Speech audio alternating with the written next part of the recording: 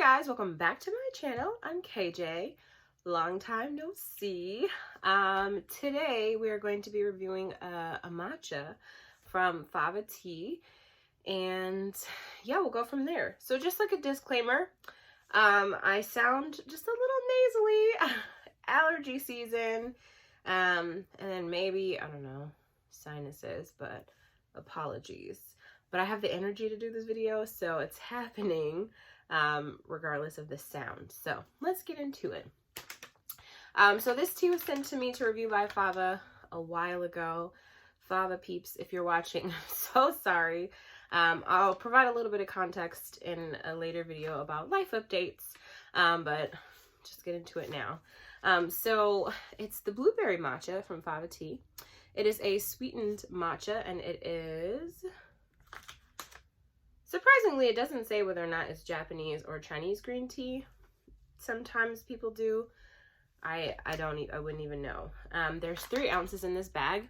What I like about their matcha packs, containers, is that they have a picture and there's just a little bit more fun imagery. Like, the name is already printed there. Again, there's the picture. And the only thing they really write in on this is the number of ounces. And so their vanilla matcha looks like this. I think they have a raspberry one, and then they also had a coconut one that was limited edition, and I think now it's permanent. So they all have this nice picture on the front, which is really nice.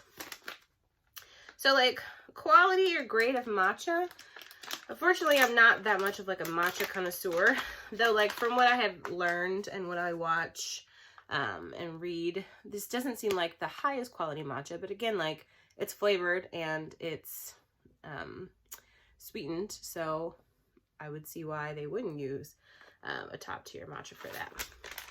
Anyway, let's get into it. So again, this was sent by me, but I've purchased this before. I've also tried blueberry matcha from David's Tea, and that's pretty much the only other blueberry matcha that I've had. And I made it iced plain. And if you've watched my channel before, just like happen to know, I usually always make my matchas iced, but usually always iced lemonade or iced latte. And so this is just plain, which is like an anomaly for me and super abnormal. But I find that, like, I don't know, I'm always in the mood to have Fava's matcha just plain iced. And it works. So let me tell you guys why.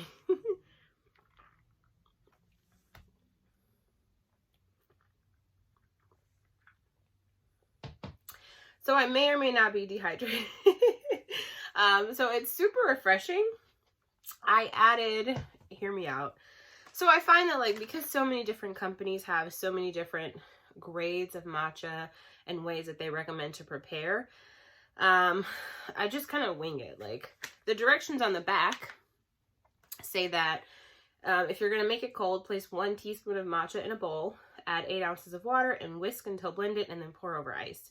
But that sounds like a pretty mild cup of matcha to me, and I don't know, I like my matcha to be a little bit more flavorful, but also I don't want it to be like water matcha. Like, I want it to be iced matcha, like matcha is the focus. So surprisingly, the way I prepared this today is literally 2 David's Tea perfect spoons of matcha.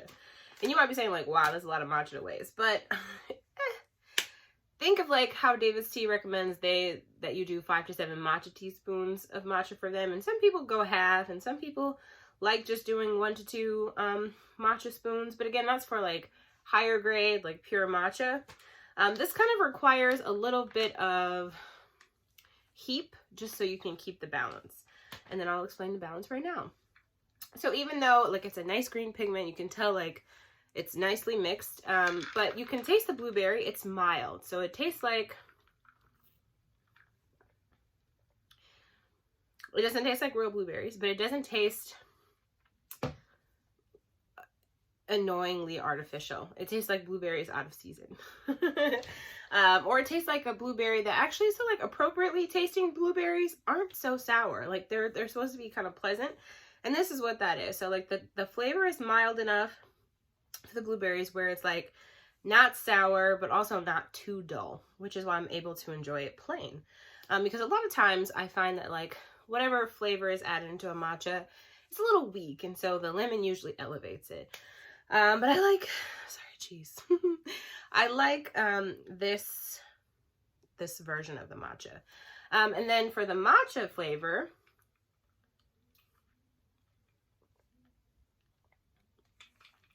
you get it, and it's not nearly like as grassy as you think it would be, especially because I heaped on the serving size. But like I feel like this is good for people who, you know, maybe don't like straight matcha or ceremonial matcha, or like the really pure kinds of matcha, because they're so earthy and sometimes can be so grassy. So I feel like this is like a pretty fun like blueberry matcha. It just works. So I really like it, and again, like, I know I must like it because I can drink it plain iced, and again, that's not my jam at all. However, I will say that, like, you know, I'm not going to finish this whole bag, the whole thing being ice plain. And I find that lemon, the citrus and lemon really elevates some of the earthiness of the green tea, and I just like the balance that it gives, a little bit of the acidity. And the same thing is true for just like when you make hot green tea in a tea bag and you add lemon. There's just something really pleasant about it, so it just goes. And I think that's why I always, excuse me, stick to adding lemonade to matchas. Anyway, I recommend. There are a few other vendors who sell blueberry matcha, but if you had your eye on Fava, or if there's something else you want to try at the same time, I do recommend picking this up. If you don't like sweetened matcha, this won't be for you. It's not overly sweet. It's not overly sweet. Green tea is the first ingredient and cane sugar is after. However, again, like, if you just don't like your matchas pre-sweetened, don't bother. But if you would like something refreshing and not totally matcha-y and still has that blueberry flavor, I would definitely try this because I recommend.